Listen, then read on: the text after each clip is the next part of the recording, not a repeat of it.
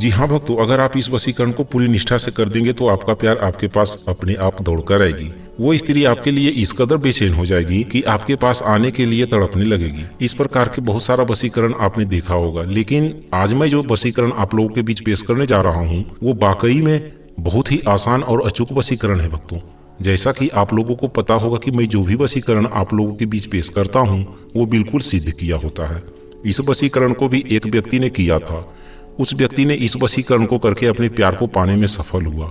आइए सुनाते हैं उस व्यक्ति की कहानी जिसने इस वशीकरण को करके सफलता पाई। वीडियो को ध्यान से देखें, सुने और अच्छी तरह से समझें, क्योंकि इस वशीकरण को करने की सारी विधि और सावधानियां आपको इस कहानी के माध्यम से अच्छी तरह से समझ में आ जाएगी। बहुत ही रोचक कहानी है। एक दिन मैं किसी काम से शहर जाने के लिए सड़क के किनारे बस का इंतजार कर रहा था। कुछ देर बस का इंतजार करने के बाद एक युवक वहां पर आया और वो भी बस का इंतजार करने लगा। लेकिन वो लड़का थोड़ा गुस्से में लग रहा था। बार बार सड़क के दोनों ओर देखता और कोई गाड़ी नहीं आती देख गुस्से में कुछ बुदबुदाता। मैं उस लड़के की हरकतों को देखकर सोच रहा था कि पता नहीं इसको जाना किधर है। सड़क की दोनों ओर से आने वाली गाड़ियों पर नजर बनाए हुए है। इतने में एक गाड़ी वहां से गुजरने लगी। वो लड़का उस गाड़ी को हाथ देकर रुकवाना चाहा, लेकिन वो गाड़ी नहीं रुकी। अब थोड़ा निराश होकर मेरे पास आकर बैठ गया। मैं उस लड़के से कुछ पूछना चाह रहा था, लेकिन मेरी बस आ गई और मैं उस बस में जाकर बैठ गया। पीछे से वो लड़का भी आकर मेरे बगल में बैठ गया। मैं उस लड़के से पूछा, क्या बात है भाई, तुम तो उधर जाने वाली गाड़ियों को रुकवा रहे थे और आकर इधर जाने वाली गाड़ी में बैठ गए, सब ठीक तो है ना? इतने में वो लड़का मेरे ऊपर भड़क गया और बोला, आप अपना काम करो, मैं चाहे जिधर जाऊं उससे आपको क्या लेना देना। उस लड़के की बात सुनकर मैं अपनी गलती को महसूस करने लगा कि शायद ये ठीक ही बोल रहा है, हमें क्या, कोई किधर भी जाए। लेकिन मैं अपने अनुभव के आधार से उस लड़के की शक्ल को देखकर समझ रहा था कि ये नौजवान जरूर कोई मुसीबत का सामना कर रहा है। शहर में जाकर बस रुकी। मैं बस से उतरकर राशन की दुकान से राशन खरीदकर दवा दुकान से दवा लेने पहुंच गया। दुकानदार मेरे लिए दवा निकाल रहा था। तभी वो लड़का वहां भी आ गया। मैं उसको देखकर मन ही मन सोचने लगा कि शायद इसके घर में कोई बीमार है और उस बीमारी की वजह से ये लड़का गुस्से में था। मैं इन सब बातों को सोच ही रहा था कि वो लड़का दुकानदार से जहर से संबंधित दवा की मांग कर दिया। दुकानदार उस लड़के को बहुत गौर से देख रहा था। कुछ देर दुकानदार ने उस लड़के को देखकर बोला, ये दवाई जो तुम खरीदने आए हो वो एक दवाई नहीं, जहर है भाई, और वो जहर ऐसे ही सबको नहीं दिया जाता, इसके लिए खुद डॉक्टर आकर ले जाते हैं। क्या तुम डॉक्टर हो या फिर इस जहर को खाकर मरना चाहते हो? तब वो लड़का बोला, अरे भाई साहब, आपको देना है तो दो, वरना रहने दो, ज्यादा उपदेश देने की जरूरत नहीं है। मैं इन सब बातों को ध्यान से सुन रहा था और मैं सब कुछ समझ गया कि ये लड़का मरने या फिर किसी को मारने के लिए जहर खरीदने आया है। दुकानदार ने उस लड़के को जहर नहीं दिया और वो लड़का वहां से चला गया। मैं अपनी दवा लेकर वहां से निकलकर सब्जी लेकर बस स्टैंड में बस पकड़ने आ गया। बस को आने में देरी थी, इसलिए मैं एक जगह पर जाकर बैठना चाहा। मैंने देखा कि जहां पर मैं बैठने जा रहा हूं वहां पर पहले से ही वही लड़का विराजमान है। उस लड़के को देखकर मैं सोचने लगा कि आखिर ये लड़का मुझे बार बार क्यों मिल जा रहा है भाई। वो लड़का अपना सिर को नीचे करके रो रहा था। ये देखकर मैं भी ठान लिया कि चाहे जो भी हो, अभी इस लड़के की सारे परेशानियों को पता लगाकर ही मानूंगा। मैं उसके पास जाकर बोला, क्या बात है, तुम रो क्यों रहे हो?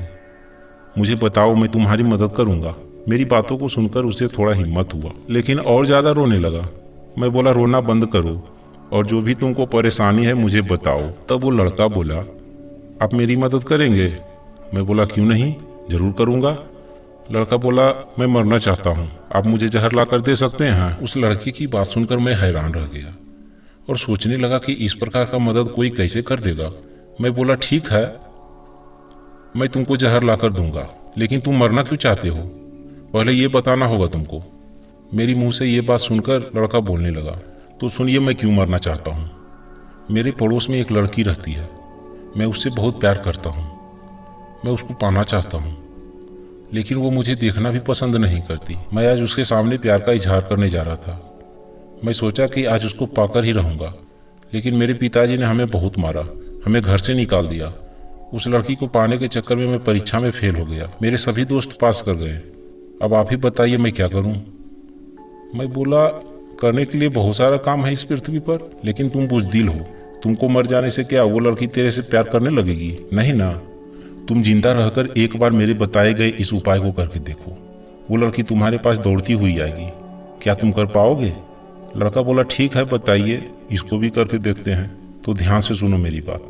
सुबह 4 बजे 7 चुटकी सरसों और 3 लौंग को अपने दाएं हथेली पर रखकर मुट्ठी बंद करके 108 बार जय श्री राधे कृष्णा बोलकर अपने घर से 108 कदम उस रास्ते में चलना जिस रास्ते से वो लड़की गुजरती हो, और जहाँ पर 108 कदम पूरा हो जाए अपने हाथ से लौंग और सरसों को वहीं पर रखकर वापस अपने घर आ जाना। पीछे मुड़कर मत देखना और 7 दिन तक उस लड़की पर तुम्हारा नजर नहीं पड़े। 7 दिन तक उसके बारे में सोचना बंद कर देना, यानी उसको अपने दिलो दिमाग से 7 दिन तक निकालने की कोशिश करते रहना। जैसे जैसे वो तेरे दिमाग से निकलती जाएगी वैसे वैसे वो तुम्हारे तरफ आकर्षित होती जाएगी। 7 दिन तक मांस और शराब का सेवन नहीं करना। मैं उस लड़के को यह वशीकरण विधि बताकर अपने साथ उसी जगह पर लाकर छोड़ दिया। कुछ दिन बाद वो लड़का मेरे से मिला और बताया कि बाबा जी, आपने तो मेरी जिंदगी ही बदल दी। आपने जैसा कहा था वैसा ही हुआ। भक्तों, इस वशीकरण को जो भी व्यक्ति पूरी विधि और सावधानियों को ध्यान में रखकर कर देगा, उसका प्यार उसके पास दौड़कर रहेगी। उसको उसका प्यार अवश्य मिलेगा। चैनल पर नए आए हैं तो सब्सक्राइब करके घंटी जरूर बजा दे। भक्तों, धैर्य रखें, आपका प्यार आपको जरूर मिलेगा। जय श्री राधे कृष्णा।